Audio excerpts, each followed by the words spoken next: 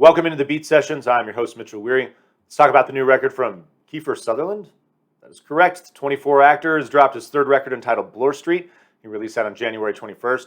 This follows his 2019 album, Reckless in Me. And his first album, Down in a Hole, actually reached like 35 or 36 at its highest point on the country charts.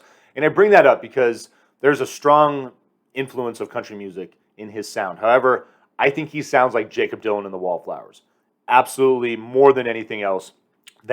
Think of that period in the mid-90s where you had all these bands like the Wallflowers, look at maybe like Hootie and the Blowfish, Toad the Wet Sprocket, Counting Crows. You get the idea.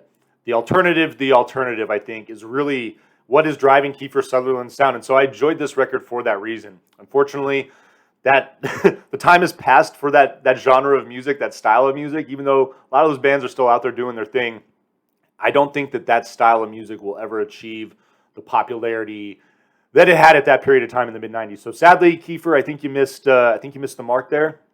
But he's writing some pretty good music. This stuff is it's very easy to listen to. Great hooks, great melodies. I would say that there's nothing really adventurous here on this record. Structurally, he's not doing anything very creative or adventurous. It's just pretty kind of just standard verse, chorus, bridge, outro, on to the next song. And so this record, it leaves a little to be desired. And I think you see this. It's fairly common when you see actors pursue music or musicians pursue acting. Sometimes people are successful. Other times you would rather just see Kiefer stick to the silver screen, I think. But let's get into this thing. Bloor Street is your title track. Immediately upon pressing play, I felt like this thing sounded again like Jacob Dylan and the Wallflowers, just that alternative mid-90s sound. Your second track, Going Down, it's got this gentle 80s pop feel, kind of like contemporary country a bit too. Third track, Two Steppin' in Time, it's got this like good chugging riff and vocal intro. I like the way that track builds.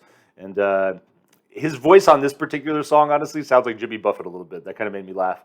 Got a kick out of that. Your fourth song, So Full of Love, very poppy. Honestly, this reminded me of I put the song The Way You Love Me. I believe Faith Hill did that song. Kind of was surprised about that. Your fifth song, and this is kind of funny because it leads into County Jail Gate, which is Kiefer and the piano. A little balladry here, and definitely reflecting on some of his own personal experiences in the song. He's talking about that. The interview's kind of funny. Goodbye is your sixth track. Big R&B influence on this song. I actually enjoyed this song a lot. It's a good rocker. And it's about a bitter goodbye. It certainly is not a happy goodbye in any way, shape, or form, but I would say that is definitely a highlight on this record. Leans into another highlight for me, which is Lead Into Me. Big Wallflowers feel on this track. Really enjoyed Lean Into Me for that reason. Brings up Chasing the Rain, your eighth song. That's kind of how I'm feeling about that particular song. I was not that impressed by that one. Nothing Left to Say is your ninth track.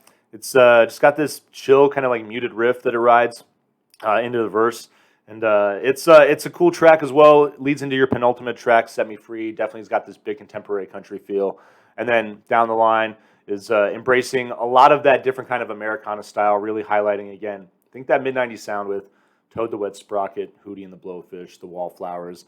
This thing, I'm glad that I listened to it. I'm certainly not a huge Kiefer Sutherland fan, so I will not be purchasing the vinyl on this. I'm going to vinyl pass this, but Kiefer's not bad. Like, if someone gave me a ticket to go see Kiefer Sutherland live in concert, I would go without a second. So I think this thing is worth a listen to at the very least, just to see what you think of it. However, like I said, I'm going to pass on this record. Hope you find this review helpful. Hope you enjoyed listening to this. If you dig into it, please like this video, share it, subscribe to the channel. Do all the things to help me blow this project up in 2022.